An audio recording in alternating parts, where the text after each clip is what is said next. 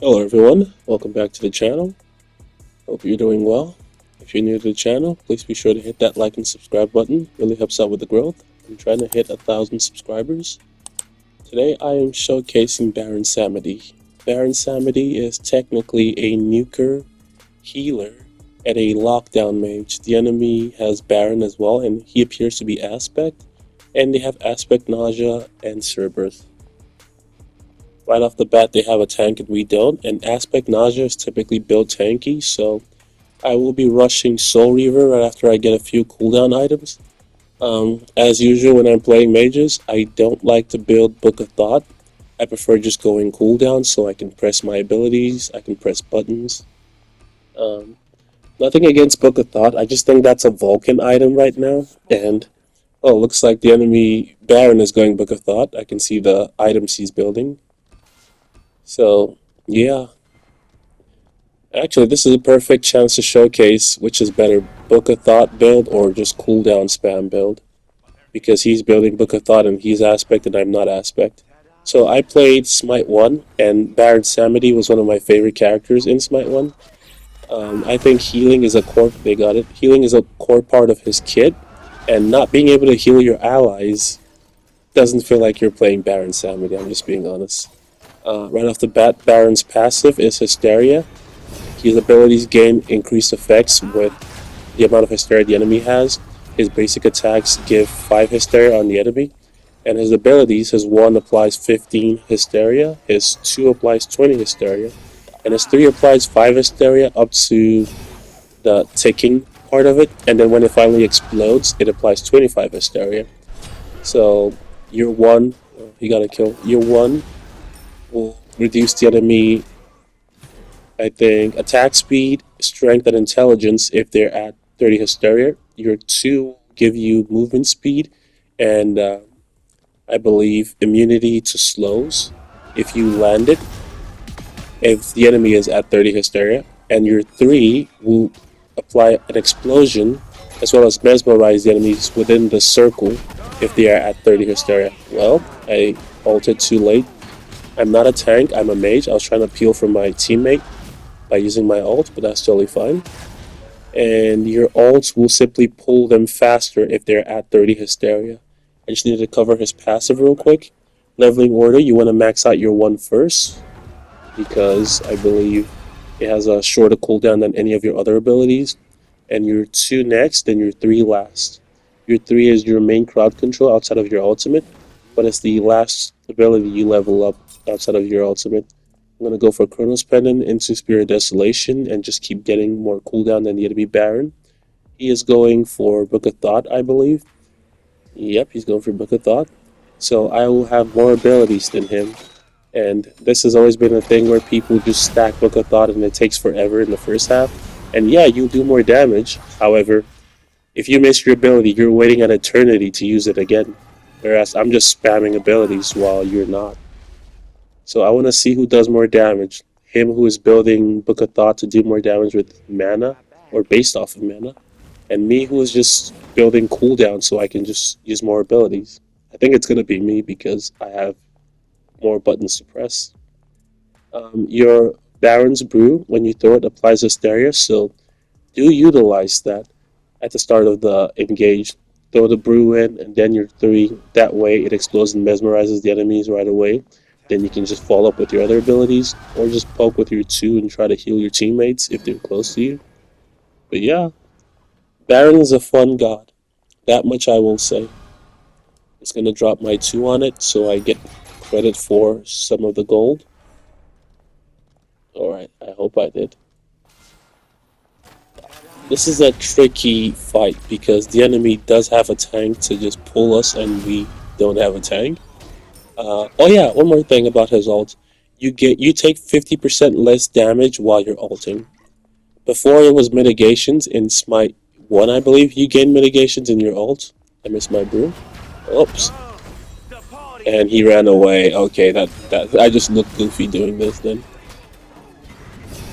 Oh, the Scordia can just jump out of Baron's ult. Yeah. Some people can simply walk away from your ult. Like Odin can just jump away while you're doing that. and the Scordia can do the same. I believe Chiron can just use his movement ability and walk away from it as well. Yeah, it's not all that great. Come on, land it. There we go. Okay, we're leading on the kills, but they have a tank, so we have to be careful.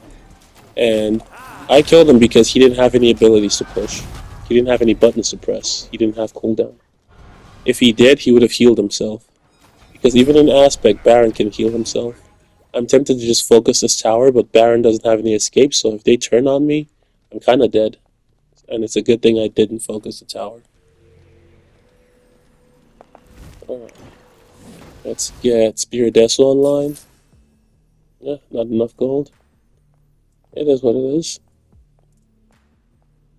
Okay, I'm higher level than their Baron, because I'm farming better. I have cooldown. But it doesn't matter, once he has Book of Thot online, he'll be doing more damage. Either or. It's gonna be a fun battle. I already covered leveling order, I covered what his brew does, I covered what his ult does. I think I covered the basics of Baron. So they have Aspect Nausea, and he just jumped it. Slow him down into a root. I could pull him, because I know he doesn't have his jump. But the second I ult, the enemy Baron ults. I've noticed that. He's saving his ult as a counterplay for my ult. Which is totally smart, because you're CC immune in your ult. You can't get pulled, or anything of the sort. I'm gonna drop the brew. I'm being careful so I don't get hit or stunned by their Nausea, who can sash me all the way from halfway across the map. I still think that's kind of criminal, how he can do that. Okay, avoid that. I thought he was gonna go for the ult, to be honest. He didn't. I'm surprised Nausea didn't go for the sash either. I was getting ready to beat, but he didn't. Yeah, right off the bat, we have the upper hand because I can, he focused me. I beats. That means I don't have beats for Nausea, and they walk away from my ults. Smart. He still has his ult. They're Baron. I gotta be very careful about how I'm pathing, because Nausea can stun me right now, and so can Cerberus. I don't have beats or ults. I really don't have any CC immunity anymore. In terms of poking, I think we're winning this, because let's just face it, we have 3 damage dealers and they have, well, Baron and Nausea. Cerberus is building health, so Soul Reaver. We'll start with the mana part because we're down mana.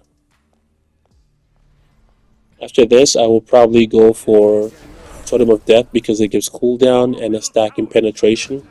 And seeing as Baron's 3 has tick damage, it works well with Baron. And his ultimate is also tick damage until it slams and closes shut. Okay, Nausea can jump over my 3. Noted. I can heal my teammates, he cannot. This is why I think non-aspect Baron is better. I landed my brew. He's trying to sash me. Walk away. Yep. Yeah, he telegraphed that very well. Anyone could have seen what he was doing. I'm gonna ult to avoid his ult. He's locked down. And our hunter got the kill. I'm not mad about that. When you were max hysteria, there will be a skull right next to you, like there's one on my shoulder right now. That's because the enemy Baron landed enough abilities on me to get me at max hysteria. And I'm surprised the score did not go in, but now there's this guy behind her. Okay, after the 3rd hit, you can land your ability. When Nausea sashes someone and takes them into his ultimate, he hits them 3 times, so wait for that 3rd drum hit, and then drop your 2 where he's supposed to land. When people are on you, put your 2 on your feet, and then while they're attacking you in melee range, it'll heal you and give you the movement speed. That is your only way to escape as Baron, besides just burning your ult for the CC immunity. And of course, taking less damage while you're ulting, because you take 50% less damage during your ultimate. But once you close the coffin and the ultimate ends, you stop taking 50% less damage and go back to normal. So those are little tidbits on how to survive better as Baron. He has no escape, really. Only his 2 giving him movement speed is the way to go. So I think he's one of those characters who really benefit from movement speed items, like Gem of Focus. if you're going tanky, I recommend going that one item, Striders. Oh, I have to burn my beads. Try to ult him right away and pull him into the tower. So the reason why I was looking, okay, they pulled him off of my one, so he escaped. Anyways, the reason why I was looking away and looking back is it refreshes the Hysteria and applies more. This guy's dead. Discordia got the kill. I'm not even mad. We have pressure right now. Let's get this. Oh. Okay. He is CC immune in his ult. Wait for the third drum. He went back to where he was before he activated the ult. That's good to note. So if he activates it from a distance, he still has to walk up to the person and hit them again, basic. That's not really good. But yeah, I'm rushing Soul Reaver because I can tell by looking at their builds that they're building health items. She's going death metal. Okay. I mean, it's something. Where is this item? There we go. More cooldown. Yeah, I'm going to be rushing a lot of cooldown in this build. Okay, it's a decent spread. I thought he was going to lazy back for real, because I would have just dumped my abilities on him. Okay. I use the CC immunity in my ults to avoid getting put in the wrong place. And now you can see the extra damage from Soul Reaver. But I'm getting pulled. I don't have beads or my ults. Surprised I lived that. I'm doing so much damage, but no one's dying yet. On the bright side, I defended the tower. Can't ask for more than that. I don't want to go in on this guy, because someone could be hiding somewhere. I got the healing. And movement speed, as you can tell by the animations, the lines that were at my feet. I put that out there just in case my teammates are walking up and needed to know where he was.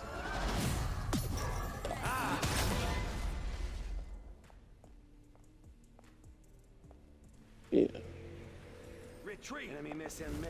I'm not sure why our Charon is going in that direction, but he shouldn't be there. I want to wait for this item, but I can't afford to. Oh, he's going some cooldown items. Soul Gem into Spirit Deso. That's smart. Lifesteal. Interesting. He must really have zero faith in his own healing ability. I mean, you can definitely build lifesteal on... Oh, he's trying to sash me. You can definitely build lifesteal on Baron. It's just... In aspect, your bottle... Well, it doesn't refresh the healing. It only refreshes the damage. Baron is a healer, so if you're going lifesteal right out of the bat, it shows you have no faith in your own healing ability, is what I think. I have beads, and I also have my ult, so I'm not really scared of getting pulled. I'm ulting him, and he's ulting me, as I expected. Beats this. Remember, I have Soul Reaver, so I do extra damage to their tank, or anyone building health. He's already half health. My teammates did not engage, that's totally fine. At least he backed off. Try and heal my teammates as much as possible. But yeah, we have the advantage because we have healing, that's for sure. And Discordia just walked up and ulted him. Surprised that worked, but I guess she can do that. And he keeps jumping my ability. Oh, I'm slow, this is terrible, and I'm dead here. That's for sure. Can I drop a heal on my... Nope, I'm dead. I got stunned as soon as I dropped back down. It's fine. Alright. At this point, you put... Oh, he went World Stone. Okay. So, World Stone will give him mana, and it will help his Book of Thot deal even more damage because it scales off of mana. But instead of going World Stone, I'm going to go for... Gem of Focus. I'm going to start with the cooldown aspect of it, the cooldown item of it, the tier 1. So World Stone is an item that reduces your ultimate cooldown by 30%. However, instead of getting an item that only reduces your ultimate cooldown by 30%, you could just build a cooldown item that gives you 20 cooldown and reduce the cooldown of all your abilities. Do you see where I'm going with this?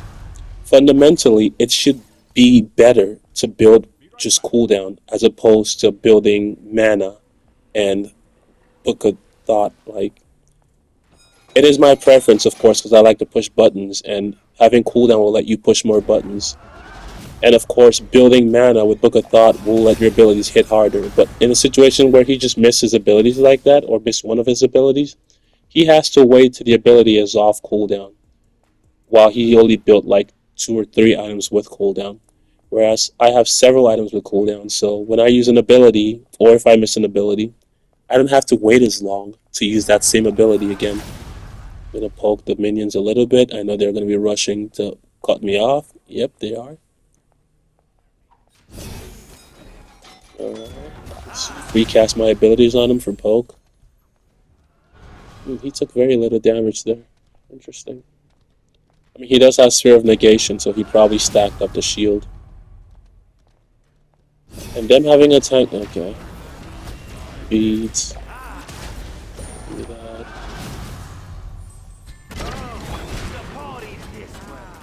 Yep, he has ults. No. I'm dead here. Alright, that was a misplay on my part. I stepped up when I shouldn't have, but it's totally fine. 1, 2, 3. 1 kill, 2 deaths, 3 assists. It gets better though. I'm very confident. Well, my team just got destroyed. Perhaps I'm less confident, but let's see how this ends. Because late game, he will have way less cooldown than I. He only has 2 cooldown items, his starter and Soul Gem. World Sim doesn't really count because it only applies to your ults, 30% less cooldown on your ultimate. But your other abilities are still going to take as long, whereas this is going to be what, my 4th cooldown item? He is so fast. I didn't even get a chance to ult him. Yeah, he's just so fast. Okay, that's totally fine. I'm gonna clear this wave. Get my item.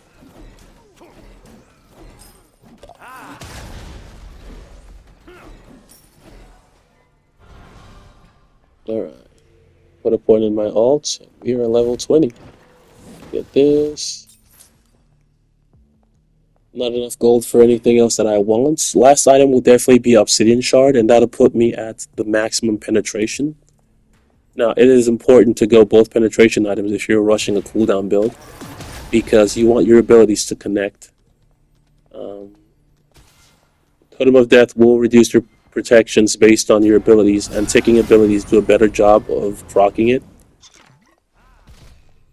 And of course, Obsidian Shard would just let you do more damage as opposed to letting your entire team do more damage with Totem of Death. Because your entire team benefits from Totem of Death, whereas Obsidian Shard, you're the only one benefiting from that penetration. It only applies to your abilities, not your entire team. And Totem of Death is the better penetration item for team fights because your whole team will do more damage to the enemy. What are they doing over there? Okay. Yep, he ulted me. I don't have beads yet. My beads just came back online. Okay, I'm gonna ult him. Auto. Got him. And now I've healed my teammate. She actually landed that ult. Okay, we can go back in. Baron got him with the bottle. Okay. Auto. Got him. Did not need to use my 3 there. I have so much movement speed because of Gem of Focus and so much cooldown. Are we going in? Okay, 1, 2, 3. He has so much health. Come on. Yep. Got him. Alright. He had so much health. Soul Reaver was working overtime. Let's get this tower. Cerberus is almost back out. Clear this wave. Yeah, he can just jump over my 3 like that. It's really annoying. Alright. Put this at my feet. Beads. I mean, I have the movement speed from Gem of Focus, so I can just walk away. Why is she body blocking me? Yep, this is a good spot to back. Alright, I can get my starter. I think I'll just get this instead. Oh, I have enough gold for both. That's a win in my book. And this is the full build. We should be about, what, 70, 90 cooldown? 20 from the starter, 25 from Chronos Pendant, that's 45. Plus Spirit Desolation, 55. Plus Totem of Death, which is 15. That's 70. And then plus Gem of Focus, 20. That's 90 cooldown. I'm at 90 cooldown right now. I just had to do quick math. Okay, not sure what he's doing over here. Healed my teammates. He's taking tick damage, which is fine. He's not walking up, so they're coming from this end. I was right. Drop this so he walks into it. He did not walk into it. That's totally fine. We're going to play a bit of poke battle first to see if we can get each other low. And then Naja will try to go in with his ult, or Cerberus will just try to come in and ult us. So he puts us in a bad situation. And then Baron can follow up with his ult, and Naja can do the same. That would be what I would do if I were them. Cerberus cannot poke, so it has to be Naja's ring, or just Baron. I think it's going to be Baron doing most of the poking. Because without a wave, Naja's ring is not that effective. Gonna ult right away, trap him in here because he jumped in and used his ult. He has no escape now. He's dead. Okay, now they have no tank. It has become a, well, it has become a 3v1 easily. And like I said, with Naja's ult, all you have to do is count while he's up there. He lands 3 attacks and then they come back down. Once you hear the 3rd attack, drop your healing on the spot where they're gonna land. And instantly, as soon as he lands, he takes damage and you heal your teammate. Then you can follow up with your ult if you have it. I already have ult again. And remember what I said about Baron's ult? You take 50% less damage while you're in your ult. That means even though I have no tank items, they're attacking good, I can tank the Phoenix for a little bit. And just like that, I think we've won this. I carried this game. Subscribe to Rizzwho on YouTube. I am top kills. I want to see how much damage I did compared to the other Baron who was Aspect and building Book of Thot. I'm top kills. I did twice as much damage as him. Like and subscribe for more. I was right.